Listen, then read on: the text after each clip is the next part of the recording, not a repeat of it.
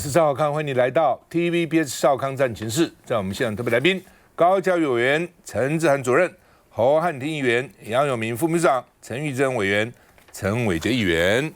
好，那今天這個之前是眾議院，今天是參議院通過了。就是說呢，除了特別美國受到或者他的盟邦受到嚴重的威脅，否則美軍最好不要介入在伊朗的事情啊。然後50比48，4個共和黨議員倒戈，2個共和黨議員沒去，就是假裝有事情不去所以50比8，那1個民主黨的議員是反對的那所以呢50比48通過限制對伊朗的动武，50比48那另外呢說美國大讓步，伊朗的石油可以用美元交易，還可以賣進美國，當然美國要不要買是一回事，但是它可以進美國，而且可以用美元交易。那另外呢，这個說伊朗的讓他賣石油至少60天之內呢，可以進100億美元了那另外呢，伊朗否認說呢，由國際這個原子能委員會來檢查它的核設施，范斯說同意了，伊朗又否認，反正現在就是同意否認否認同意吵來吵去而且呢，伊朗說這個我要自己決定，現在我250億美金被你們凍結，對不對？讓我先能夠這個凍結一半，對不對？先讓我能夠使用一半，怎麼用？因為美國說要買美國的農產品，要買美國的東西，伊朗說幹嘛買你的東西？我愛買誰我買誰的東西，幹嘛買你的？當時這個我賺的錢是跟你賺的嗎？也不是跟你買的，你已經制裁我幾十年了，我跟別的國家賣東西給他們賺的錢呢，這為什麼要買你的農產品呢？所以呢，川普說要買美國農產品，伊朗的中央銀行說我沒這個義務我要怎麼花就隨便我，怎麼幹嘛買你的呢？那另外，伊朗外交部說，導彈跟國防不會成為談判的議題所以呢，這個國際原子能總署也說沒有安排要去檢查它受損的核設施。伊朗說你可以檢查我，但是呢，被你炸的前幾年被以色列跟美國炸的核設施不給你檢查被你炸成這還檢查嗎？那為什麼？這很奇怪那這個川普就說你不答應我就取消談判，所以現在到底能不能談下去還不敢講。荷姆斯海峽有超過400隻船在那邊等通行而且有11000個船員在那個船上，很慘等很久了那另外呢，伊朗要設一個荷姆茲熱線說航道德黑蘭管，不是美國管，回不到站前了，而且他還說要收服務費那另外呢，中油有2個超級大油輪都有100萬桶裝在上面的2艘，其中1艘是中油的油輪，說下個月可以回台灣了可以回台灣，那可以帶一些油過來100萬桶那另外呢，伊朗說120億美元要在盧比歐到海灣之行前面要解凍，要先給我解凍那另外呢，盧比歐說任何國家不能在荷姆茲收錢，但是伊朗說我要收錢。那川普說如果你收的話呢，是我美國收，不是你收我要收20%來作為以前、現在跟以後我在中東花的錢。那另外呢，范斯他一方面要貫徹川普的政策，又不能跟川普太接近因為他想選下一次的美國總統，共和党的副總統嘛想選下一次总統，所以呢，到底伊朗談判成不成功，會左右他到底將來選總統有沒有可能被提名。來，永明兄你怎麼看？這一場談判呢，其實是形勢比人強，讓美國、伊朗跟國際都不得不要回到談判桌。那也就是基本上大家都擔心油價越來越高，荷姆斯海峽一定要開放，然後呢，通膨要降下來。那伊朗內部也面臨到戰爭之後的衝擊影響，和神權政府他要維持他的治理，也要有一定的回應嘛。戰爭都打到現在這個樣子了，可是最大的問題是彼此極度沒有互信嘛。然後呢，各自在比如說荷姆斯海峽，剛才趙大哥提到了荷姆斯海峽，伊朗怎麼會放手？怎麼會讓他回到2月27號以前那種完全的自由航行？對他而言，這是一個核彈級的保護機制。那他可以不收通行費，他叫服務費，那只是大錢多少的問題。然後呢，他也設管理局，他甚至還要劃航道，然後他當然接下來美國方面呢，他當然不可能把所有的對伊朗的制裁、凍結跟封鎖完全，因為這是他的籌碼。現在，那我們現在看到，他那個時候從韓國調的薩德飛彈現在已經完全回去韓國了。這什麼意思？戰爭就是全面開戰，不可能再起。那我們看到剛才美國國會也這樣子的一個表態，那4個美國共和黨的參議員也這樣子的表達，雖然不具有法律的拘束力，但是有絕對政治上的這種影響，尤其在面臨這個期中選舉之前。那因此在各方面都沒有要進行全面開戰，但是呢，又有許多的這種不信任跟這個關鍵議題完全無法去取得共識的情況之下，6個月時間哦，說句實在話，太短。能不能夠真的達成所有的議題，我是畫個問號。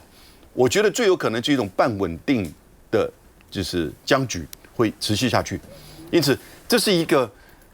就是形勢造成大家不得不坐下來談，但是現實的困难重重啊，我覺得很難達到一個所謂完全解決。因為事實上，美國也不願意完全放掉他在伊朗、在中東的能源跟地緣政治的利益，他根本不可能去放掉以色列的安全，因為他認為伊朗的壯大，伊朗如果成為中東的第1強國，那最直接受到威脅的就是以色列。美國內部有非常強的以色列的支持的力量，只不過是不打仗，然後呢，看怎麼樣讓這個油價能夠回復。不過現在油價已經掉下來了，從掉80了，好像沒有。從他們在瑞士見面之前是94塊布蘭特原油，現在已经掉最早120了，打仗最早100，有2度高到120，现在回到了78塊美元，那戰前是72塊，所以這個預期，這個當然是預期心理，然後降的幅度比較高，所以我覺得你說要降到戰前72塊以下哈，其實並不容易。因此現在我們看到，包含中油的油價都已經有一點要恢復、要降價啊。但是呢，我覺得現在你要說它完全能夠短時間解決，你看剛才 Rubio 的這個講話，伊朗的這個講話，問題還很多。這裡面當然關鍵，巴基斯坦跟卡達，那但是後面其實還是中國，我必須要講，俄羅斯也有一定的角色，因為你看到就是在5月中旬的川習會把這個事情給定位，然後呢，在這些國家。巴基斯坦後面就是中國大陸，因此才會更加的積極介入協調，大家現在才能在瑞士談下來。可是能夠接下來怎麼走，我覺得不要太樂觀。但是呢，這種僵局會持續下去。今天有一個新聞報道說，之所以油價沒有大漲，是因為中國，因為呢中國把它的那個備用油拿出来了。哦，所以呢沒有，否則他說中國在國際上要去買油的話，油價就會上漲。中國大陸有14億桶的戰備儲油，但是他這段期間也增加對俄羅斯採購將近30%。俄羅斯賣他不少啊。對，來陳委員，這個川普總統在簽那個在跟那個馬克龍旁邊在那個在巴黎簽這個的那個停戰就60天的這個停戰協議，他說終戰協議的時候，事實上他後來有發表一個大概短的很的說法，他有感謝習近平啊。那他說是因為那個當初他有請中國大陸不要去介入這個事情，那中國大陸有按照承諾去做。他感謝了習近平，也感謝普丁，兩個都感謝。這個非常特別。那因為這個戰爭裡頭，我們看到，其實我看到媒體啊，美國的媒體訪問川普啊，說這個你不是說要這個伊朗無條件投降嗎？那這個川普就說他覺得這個就是無條件投降。所以我剛才就在講說，我覺得川普總統是一個非常的非典型的總統哦，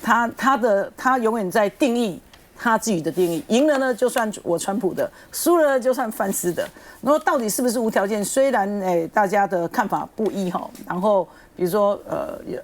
中间有很多東西，川普說了一些比較，我個人覺得是比較大的話，比如說包括這個買什麼美國的農產品說這個不會再伊朗不會再有核武，然後濃縮鈾的這個問題，那伊朗事實上有做一些否認，然後川普又。這真是非典型，他又在這個兩邊本來都不要去談判了，後來這個范斯跟這個川普的女婿去談的時候，在談到中間的時候，川普又發文說：“你們伊朗在怎樣，我要再跟你們轟炸什麼，絕對把你們炸到稀巴爛那個意思。”然後中間這個談判過程中又停下來，這個伊朗代表很不高興，就離席，不願跟那個美國握手。所以川普本身是一個，就是說很特別的人哈，就是說他好像。照說正常在談判過程中，很多的 negotiate 是前線人在做，但是感覺他好像自己有時候就自己親自下去踩油門，然後自己在大踩剎車。那我覺得這應該我們站在台灣呢，我們應該關心的哈，就是說，當然油價了哈，他說要油價下跌啦，股票上漲啊這一類，這些是經濟上，但我們要關心的是，在整個局勢中，我看到的是，美國對這個中國大陸還有對俄羅斯的這個看法，就打算跟他們合作的那種想法越來越強。那我們要注意說，我們自己在這個局勢當中，這個我們政府的這個兩岸政策要怎麼樣隨之調整，不是硬邦邦一塊，就是說我就是一條路走到黑，然後就是這中間實際上，我覺得國安單位一定要好好的思考這一點哦。這個事實上影響到台灣未來的發展，這個才是我們比較在乎的。休息一下再回來。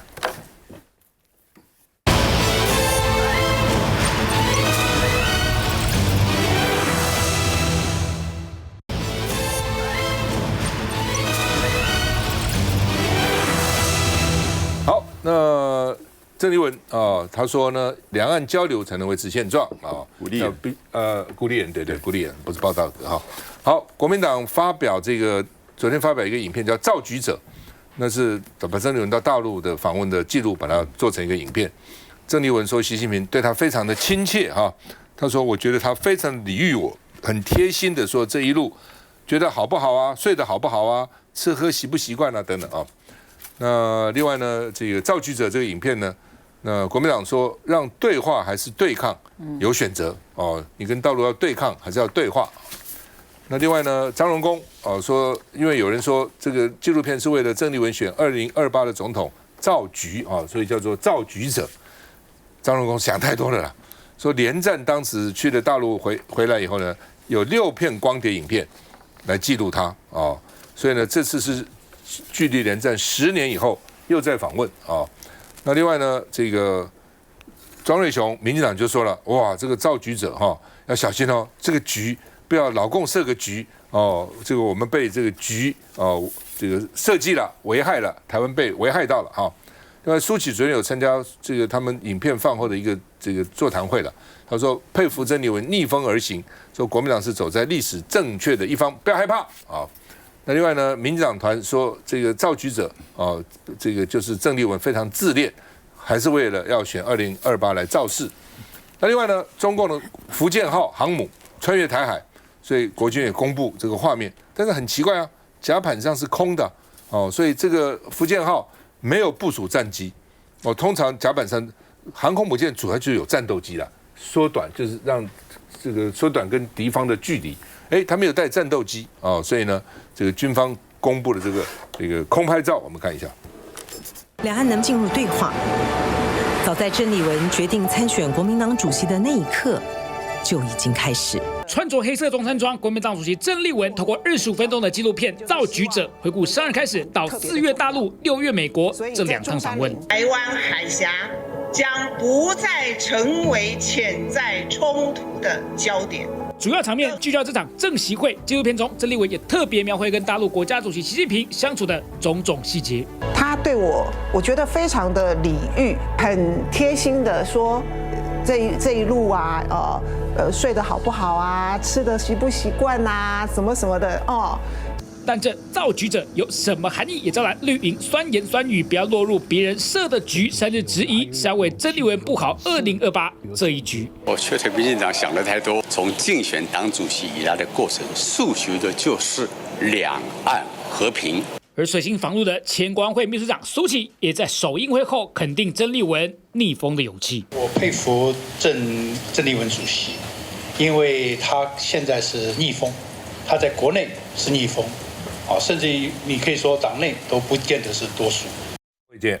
就是說，我覺得這個民進黨他一貫就是對於這樣的一個國民黨跟中國大陸的對話呢，都會有很多的這樣的一個遐想，甚至呢就是把它抹紅啊，或者說把它貼標籤，然後甚至說我們可能被設局之類的。說真的，剛剛也提到，就是說不管美國跟伊朗打成這樣子，都必須要對話了。那說真的，兩岸之間不需要對話嗎？那執政黨你過去這8年到現在，你完全無法跟他們好好對話的過程當中，在野黨的主席願意起身而出，幫你來做這個對話的工作。其實我說真的，應該大家要好好的互相的一致的來把這件事情做更好的看待，而不是說每次呢国民黨在做這個和平之旅，在做對話的一個過程當中呢，就把它就是把它全部把它抹紅，就是說這些呢都是中共的套路呢，國民黨又陷入了中共的套路裡面。但是說真的，那整個台灣未來何去何從？那說真的，你們也應該告訴我嘛。那尤其我想我們也可以記得，就是說賴清德在參選總統的時候也講過，說要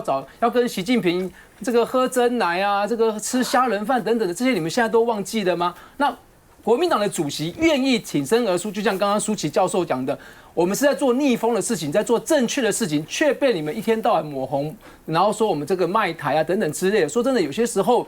我們常常在想，就是說你作為執政黨，很多事情你該做的你不認真去做，你該突破你不去突破，兩岸之間的僵局該怎麼樣化解，怎麼樣解決，你不要。一天到晚就一直陷入在這個抗中保台的一個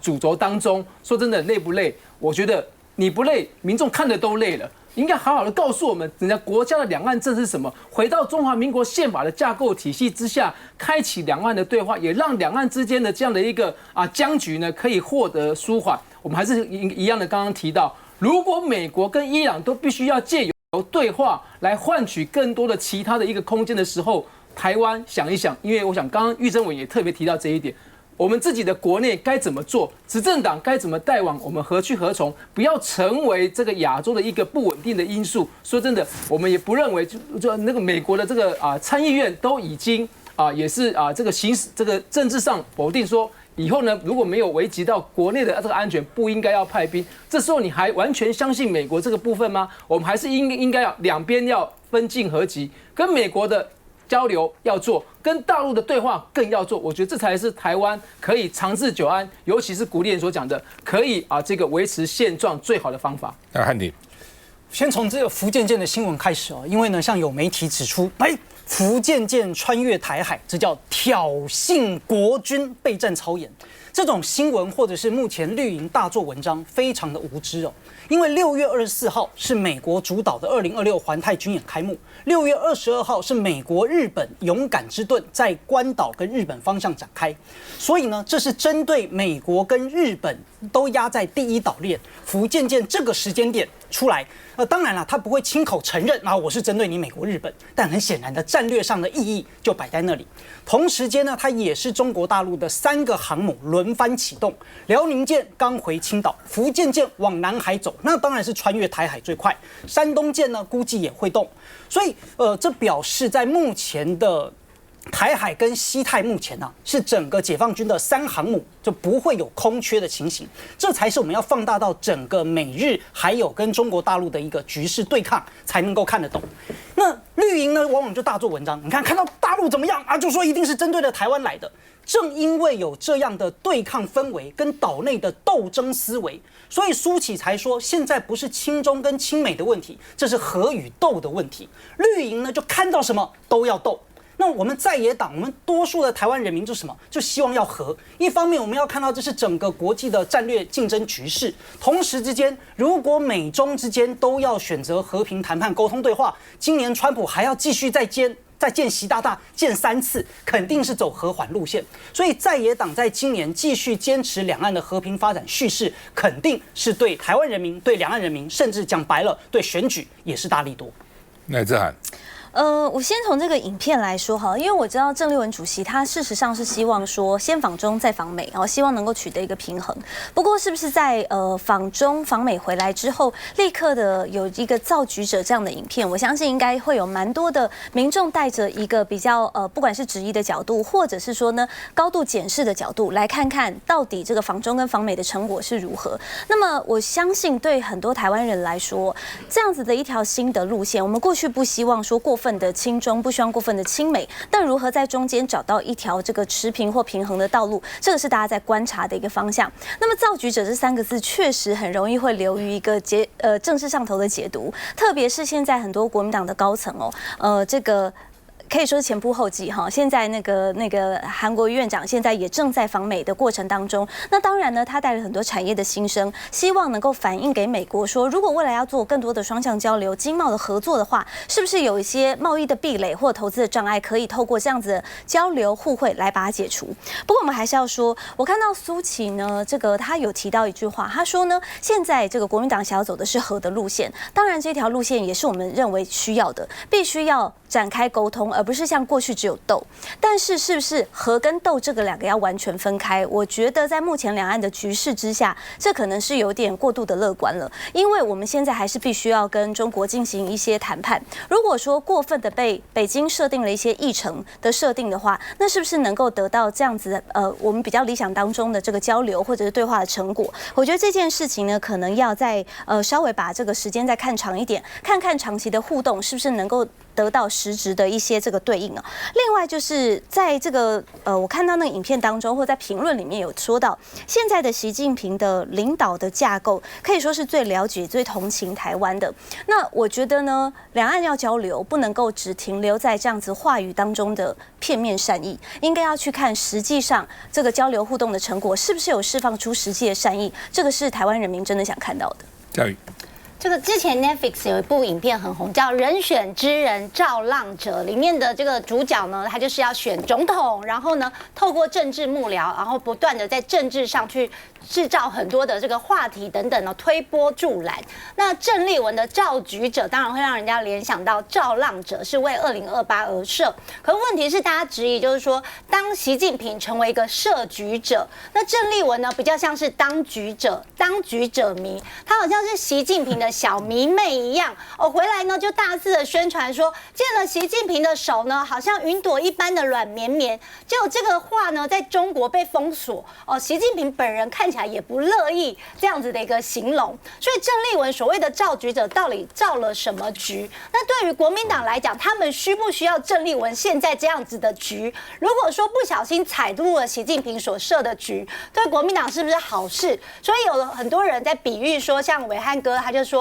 這個國民黨呢，始於孫文，終於麗文。而在剛剛的紀錄片，大家可以看到鄭麗文接受採訪的時候，特別穿了中山裝，後面還是孫中山的遺像，而且兩個人非常的巧合，是同月同日出生的哦。所以鄭麗文是不是想要營造自己是孫中山的接班人，甚至還去這個國父的陵寢上面還這個有點就是落淚等等的這些畫面哦，把它綜合起來呢，這就是鄭麗文想要形塑現在好像是國民黨的唯一的救星不僅是要救國民黨，還要救台灣等等的。問題就是說，以鄭麗文現在跟習近平的互動，再加上他去美國被降級的接待等等的這些作為來看包括2026的選舉，很多的縣市長的候選人都避之唯恐不及的情況。現在鄭麗文自己往臉上貼金，認為自己是造局者，可是問題是國民黨的支持者跟這些候選人買不買單，或者是說對鄭麗文本人來講，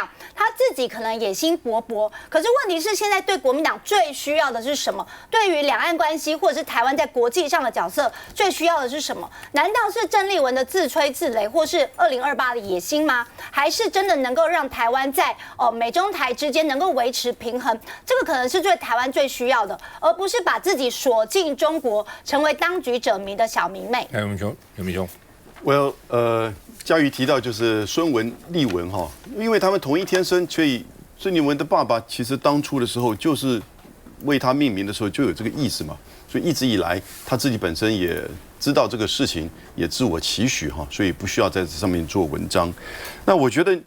造局者跟我們看到那個英文的標題叫什麼 ？Peacemaker， 所以重點是和平的締造者。製造一個和平兩岸和平的局面的開拓者跟締造者，這才是整個這個重點。我想，如果你看整個他的這個影片的話，也談的是這個問題。那一定要拉到說，從這個《說文解字》自己去把它解釋為說，好像是跟總統大選有關。人家副主席張榮恭自己都出來說，不要想太多。所以 peacemaker， 那我覺得所謂鬥應該是談。現在兩岸之間需要談嘛，需要對話嘛，我們不需要再多那種陸委會的樣子的這種警總，那需要去談，然後呢減少鬥。那當然，如果你把鬥當作維護自己的權利，這個沒有什麼問題。但是更關鍵的是和跟戰。以現在民進黨的作為，似乎要走向戰。那但是呢，兩岸真的缺乏的是什麼？是和的局面，整個大局也都是在和。所以我才这才是真正的这個造局者的重要的觀點。休息一下再回來。